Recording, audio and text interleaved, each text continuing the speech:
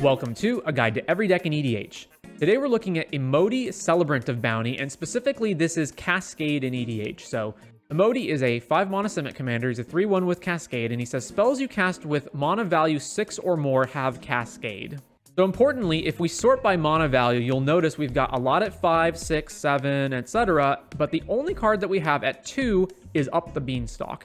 And that's because what we're going to do is we're going to make it so that when we cast our commander, we always cascade into Up the Beanstalk. And then every other card that we wind up playing in the deck, so anything that's 6 and up is going to have Cascade due to Imoti, but even all the cards that are 5 mana, now all of those cards become cantrips due to Up the Beanstalk. So the obvious question here and the big restriction is, how in the world do we actually play a deck where we can't play anything that costs 4 or less? Like, how do we have ramp spells, for example, if we can't play any Mono Rocks or Dorks or anything? Like, how do we get to Imoti on time, etc.? Well, there's a lot of clever ways around this, and it has to do with a lot of cards that have cycling, channel, adventure spells stapled to them. There's a lot of ways around it, so let's get to it. So first of all, we do have our big payoffs like Ulamog, Void Winnower, and Craterhoof. Then we've got some evoke creatures, Mole Drifter and Null Drifter. These are cards we can play earlier with their evoke, or we can just cast them later and then they get to cascade. Well, Null Drifter gets to cascade. Mole Drifter will just be a normal card. Young Blue Dragon is scry and draw on its adventure side. And then Overlord of the Flood Pits, we can impend for 3, and it is more filtering through cards. Then we've got our actual card draw. So this is things like AC, Kaimil to make Imoti uncounterable and all of our other cards uncounterable. Consecrated Sphinx, Karuga, since, hey, all of our permanents cost 3 or more, except for lands and Up the Beanstalk, but everything else does. Last March of the Ents, Lorien Revealed, Nezahal, Tatyova, Throne of Eldraine. Then we've got our cheat spells. So Dream Halls is probably the big one here. Instead of paying for things, we can discard a card that's the same cost. So basically everything is one of the evoke elementals. Geode Golem, this is a way to get the commander out of our command zone for free. So in case Imoti gets killed, we can just get it back. Galta, Last March, Omniscience, one with the Multiverse, and Selvalla's Stampede. Again, all of our stuff is quite expensive. We've got Kodama here as a way to recycle permanents, and Sakashima's Protege as another just cascade spell. So we do want to include as many cascade spells as we can get, as long as they're still good, so that we can do cascade chains. And we've got Mirror Shell Crab, which we can channel for 3 to counter stuff. Same thing here, Sapphire Dragon, Adventure, negate for 3. We've got Temporal Mastery that we can Miracle. This is here mostly basically just as an explorer, right? If we Miracle this, we get to take an extra turn. So we effectively drew a card and played an extra land. That's mainly what this is for. Obviously, we're going to need a lot of lands. We're always going to need to hit our land drops in order to get up to the 5, 6, 7 that we need to get to. And also, some lands are actually ramp spells in a sense. So Blighted Woodland, we can pay 4 and sack it to go get 2 basics. Castle Garenbrig can tap for 6 if we use it to pay for a creature. Horizon of Progress has an ability that lets you put a land from the hand onto the battlefield. Mage Ring Network allows you to put storage counters on it and then get more mana for a one-shot out of it than you would have another land. Myriad Landscape, similar to Blighted Woodland, allows us to go fetch 2 basics. Talon Gates of Madara allows us to put itself from our hand onto the battlefield. So if this is our land number, let's say 4, we have, 4th land, and then we just have this in our hand, we can just put this directly onto the battlefield. Turn Timber Symbiosis is half a land, half a cheat spell. We have a bunch of big cards in our deck anyway, so this is a way that we can do that later. And we also have cards like Disciple of Freyalise as another MDFC. Obviously, a bunch of basic forests and 2 basic islands, because we're going to be doing a lot of basic fetching.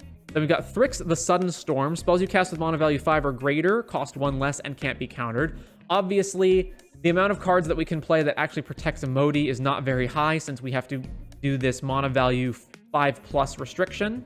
Then we've got our ramp spells. So this is where things get real creative.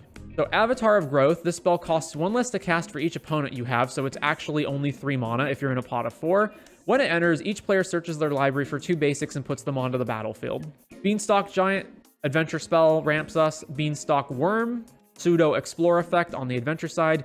Cradle Clear Cutter has prototype that we can use to make this a mana dork. Groundyard Lurker, we can cycle it for 3 and it will make an Eldrazi spawn. Gilded Lotus, then we've got Greater Tanuki, which channels to go get a land.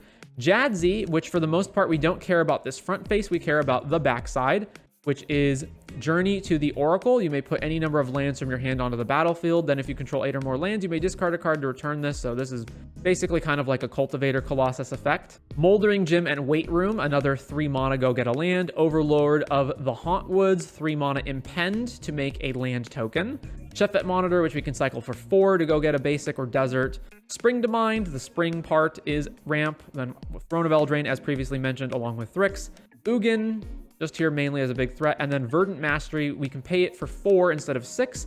Search your library for 4 basics, reveal them, put 1 onto the battlefield tapped and under an opponent's control if the 4 was paid, and put 2 onto the battlefield tapped under your control and the rest into your hand, then shuffle.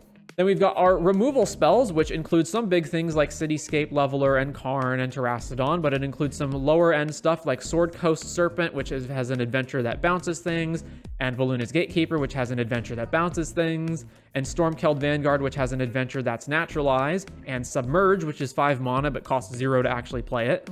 Then we got our sweepers, so Bane of Progress, Coastal Breach, which is 4 mana when we're in a pot of 4 and bounces all the non-lands to the hand. Season of Weaving is also 6 mana, and we can bounce all the non-lands to the hand, and then draw 2 cards or copy something hypothetically. Ugin, Portal to Phyrexia, and then some other various creatures like Cultivator Colossus, Nyx Bloom, and then some Cascaders in Sweetgum Recluse, Annoyed Altasaur, and Apex Devastator. And then amongst our considerations, I ultimately decided to cut Terrain Generator. So this is technically a land that can be a ramp spell, but I decided that although we do have a fair number of basics, we weren't always guaranteed to have a basic in our hand.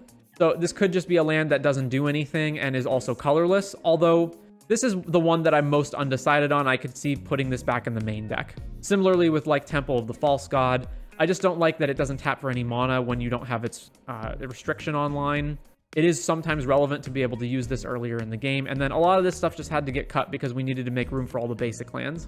But yes, a highly unique deck. Now, there's one other chain that I haven't mentioned, which is that technically you could run Shardless Agent in the deck as well, and that would mean that when you cascade, you could potentially hit Shardless Agent, and then the Shardless Agent would cascade into Up the Beanstalk. Now, getting a random 2/2 isn't like that important, but it is an additional add. So why are we not just running Shardless Agent? And the reason is because what if instead of hitting Shardless, we just hit Up the Beanstalk, and then Shardless Agent, we just draw that card later in the game? Now we have a Shardless Agent that is a 3 mana 2/2 that doesn't cascade into anything, so it's just a dead card. So decided that the downside of potentially getting it later, just like having it in our hand, was worse than Imoti. Although Shardless has the upside of that if we have it in our hand earlier in the game, we can just cascade into Up the Beanstalk with it, but ultimately decided not to do it. Although I don't think it's that big of a difference either way. You could decide to run it if you wanted to. So with all that said, the main way that we actually win the game is obviously with all of our, big threats that we're going to beat down our opponents with, and we have a lot of them.